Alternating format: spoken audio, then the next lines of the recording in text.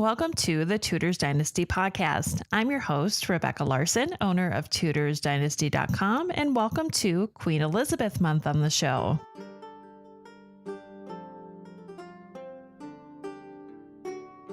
Elizabeth Tudor has always been on the back burner for me. While I love the fact that she is the daughter of King Henry VIII and Anne Boleyn, I've never been as interested in her reign as I have been for her father's. I'm hoping by doing this research on her that I see the side of her that all of you do. In this podcast, we step back a bit from the last episode to fill in a few details, and from there we go through Elizabeth's time during the reign of her sister, Queen Mary. Now, let's talk a bit about my podcast. If you're new to my podcast and follow me on iTunes, you're missing out on a bunch of podcasts that came before I integrated with iTunes. If you're interested in hearing all of them, you can go to patreon.com/Tudors Dynasty and click on posts. I also have a link to them on TudorsDynasty.com in the menu. Speaking of Patreon, I need to take a moment to thank my patrons. Without your support, I wouldn't be able to continue with these podcasts, so thank you from the bottom of my heart. Since last week's podcast, I have two new patrons, Astra and Kathy. Thank you so much for supporting what I do. All the money received from patrons like you go right back into the show, the cost of running my website, and research materials, including subscriptions to those hard-to-find documents. Believe it or not, I do have a full-time day job, and this is something that I do in my ever-decreasing downtime. Creating a podcast can easily take 15 hours a week, something that my husband's not too keen about, but it's my passion and he supports me. He might not understand why I'm so obsessed with the Tudors, but it's my jam.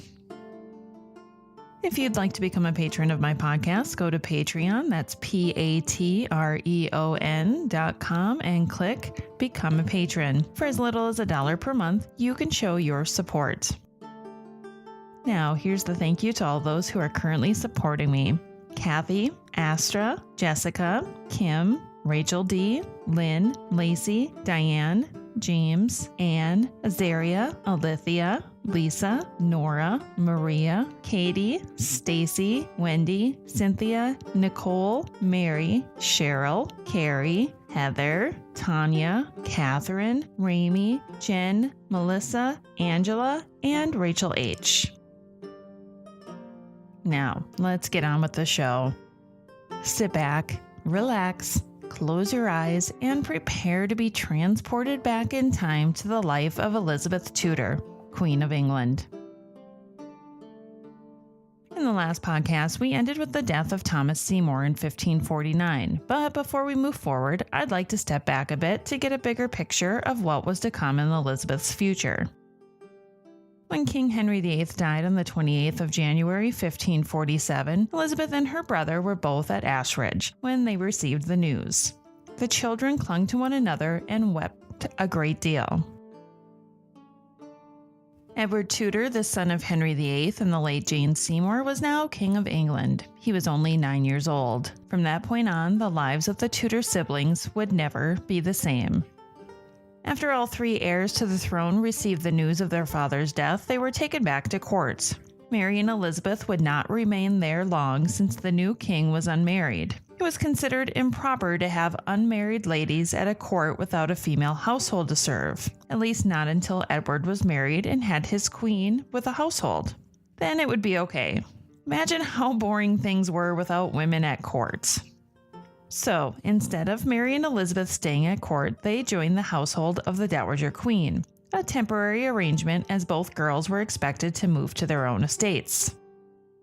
The death of the king only increased the tension between Mary and Elizabeth, which heightened after the two were separated. With that being said, at the beginning of the Seymour-Parr marriage, the sisters had both agreed that it was too soon for the Dowager Queen to remarry.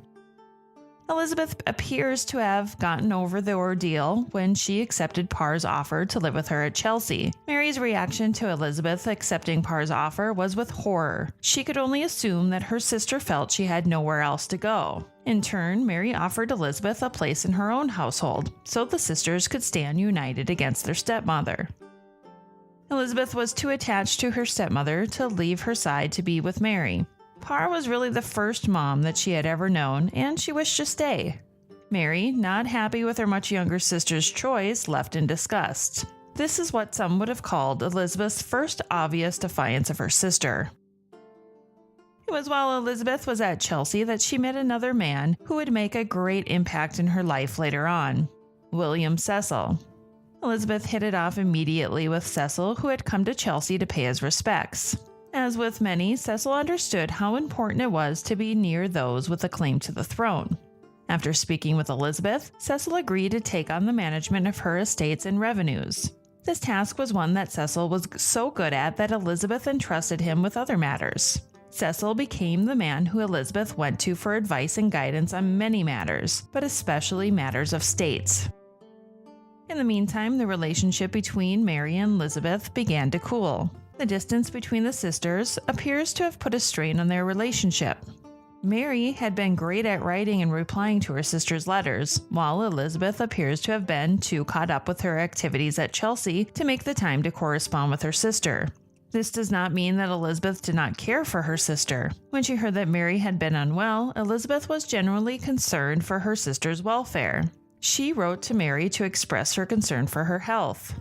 But that's where it stopped. When one of Mary's ladies requested that Elizabeth send one of her ladies, Jane Russell to be specific, to help care for her ailing sister, Elizabeth stated that she could not send Jane Russell because her husband would not allow it.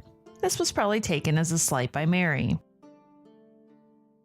After the debacle with Thomas Seymour at Hanworth in early 1548, the Dowager Queen felt it best to send Elizabeth away to protect her reputation from rumors spreading about the tryst with Seymour. Elizabeth was devastated that she had disappointed her stepmother, but understood that it was for the best. A little distance from the situation would give Elizabeth the privacy she needed for the rumors to die down. It was while at Cheshunt that Elizabeth realized what a dangerous game that she was playing with Seymour, and was grateful to her stepmother for removing her from the situation. While they appear to have made up, Parr and Elizabeth would never see one another again. Catherine Parr died a few days after giving birth to a daughter by Seymour. They named her Mary, after Mary Tudor.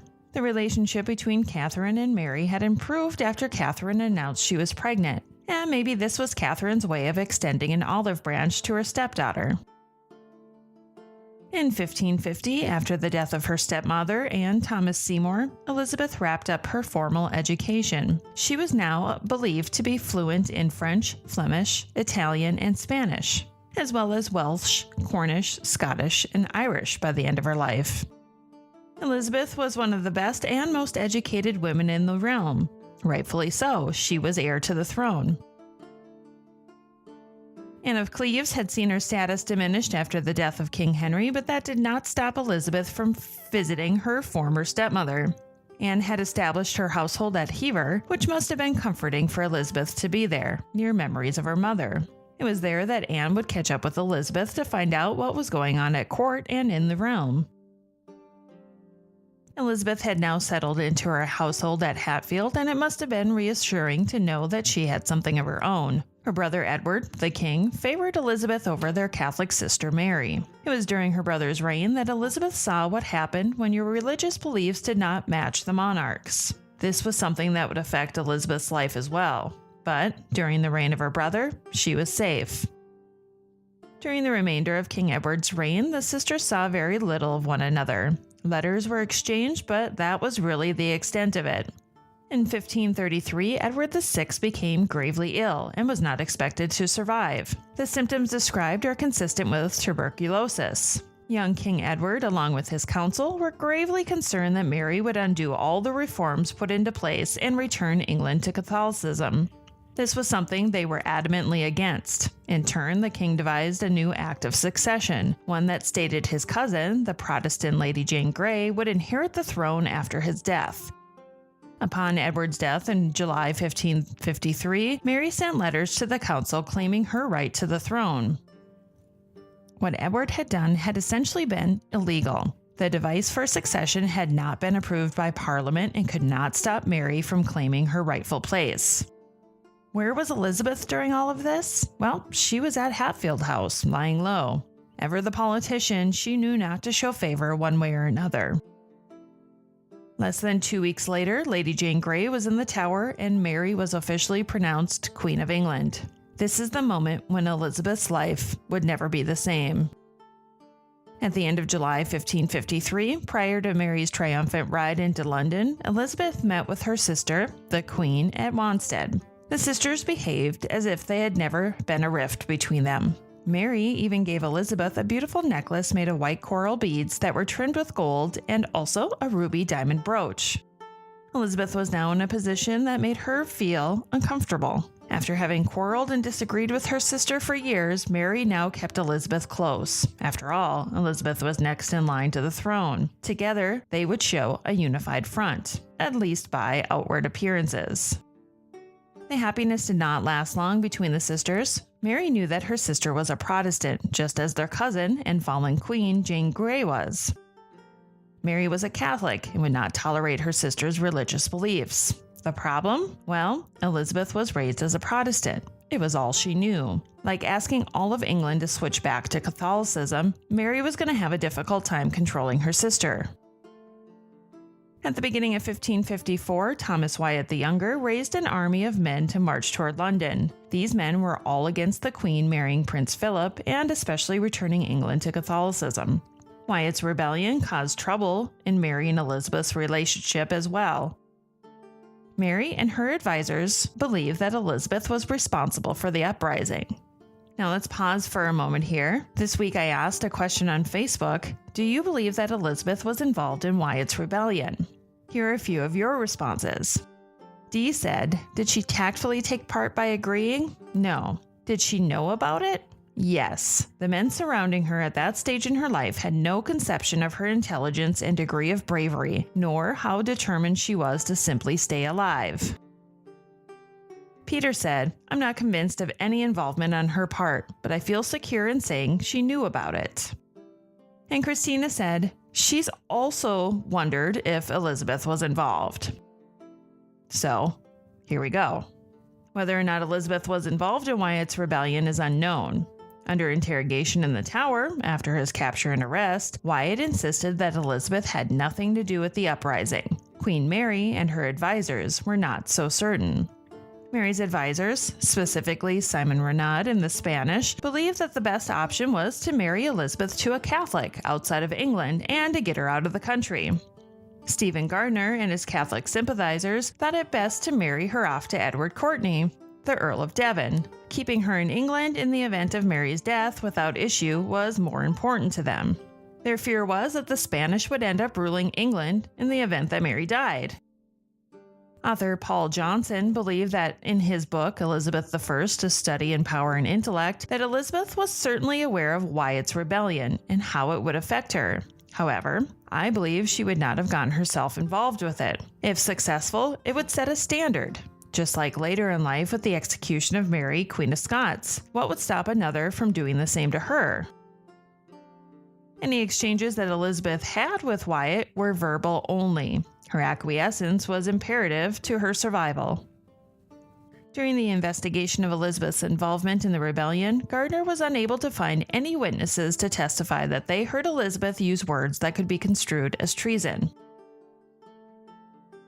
Did Elizabeth believe her sister was beyond her childbearing years? In 1554, Queen Mary was 38 years old, 2 years older than her former stepmother, Catherine Parr, when she died in 1548. 38 was easily considered middle age and highly unlikely to have children. It is possible that Elizabeth understood that it was only a matter of time before she ascended the throne. She would just need patience. Regardless of Elizabeth's guilt or innocence, she became the prime suspect. Mary summoned Elizabeth to court, at which Elizabeth feigned illness. She feared her rightfully paranoid sister would throw her in the Tower. Supposed sickness would only save Elizabeth for so long.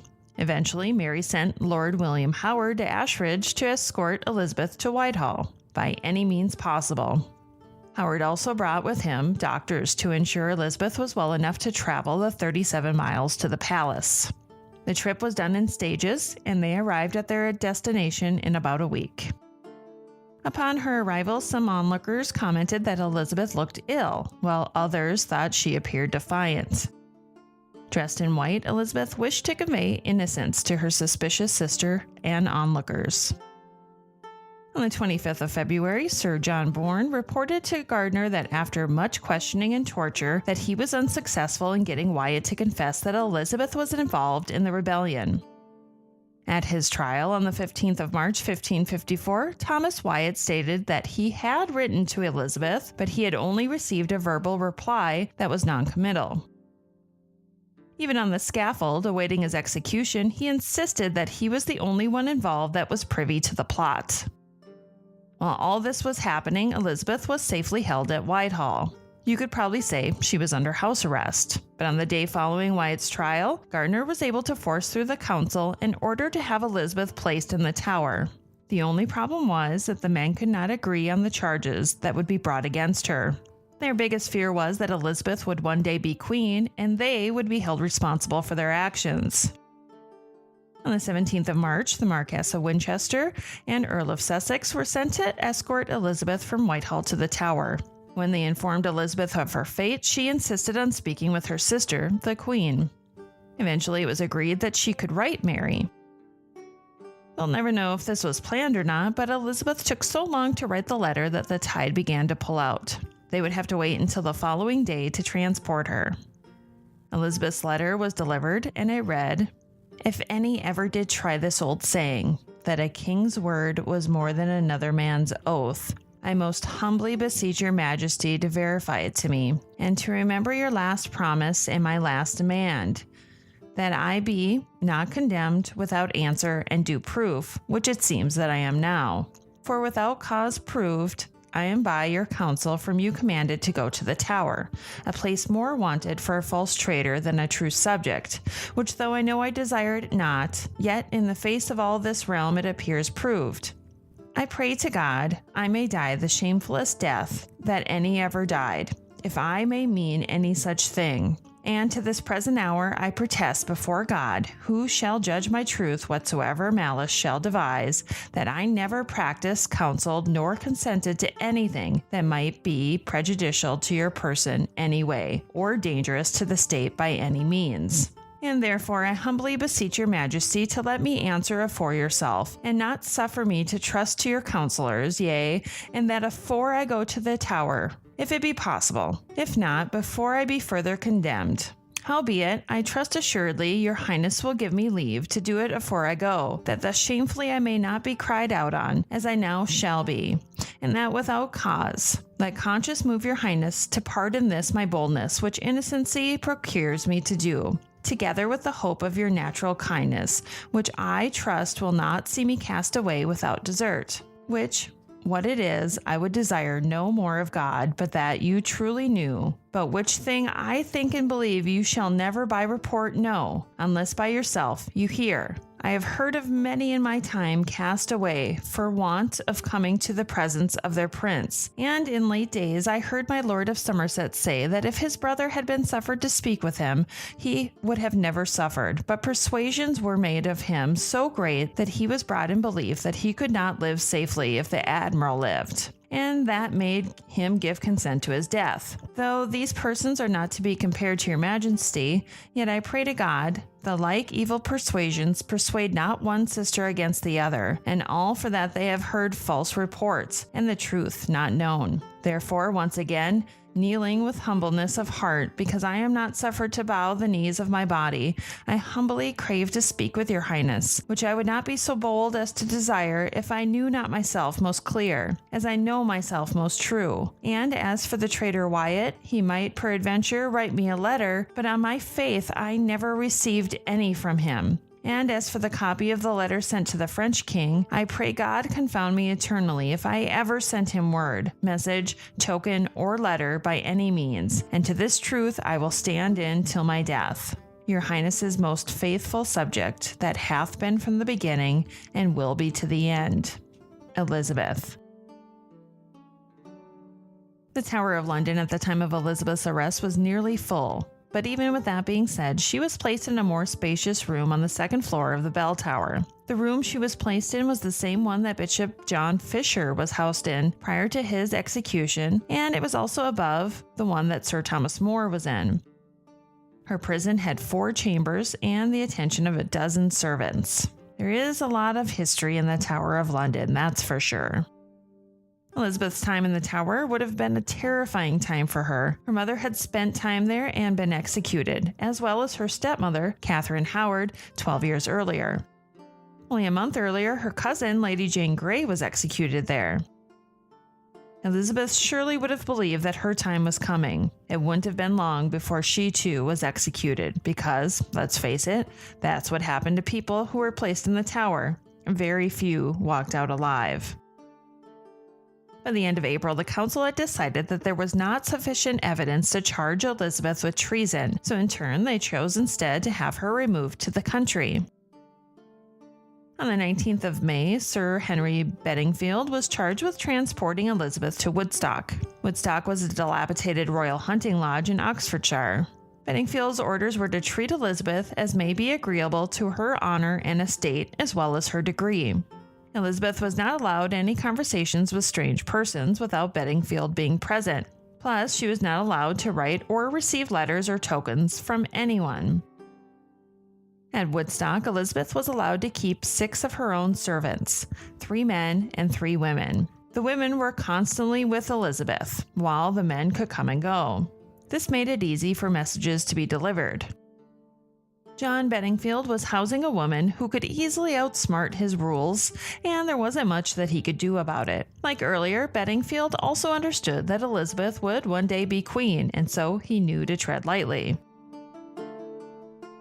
That's where we'll stop for this week. With Christmas next Sunday, the next podcast will be in 2 weeks. If you'd like to see the transcript for this podcast, it will be available in the form of an article on TudorsDynasty.com. When we come back, we'll continue on with the story of Elizabeth Tudor, Queen of England. Until next time.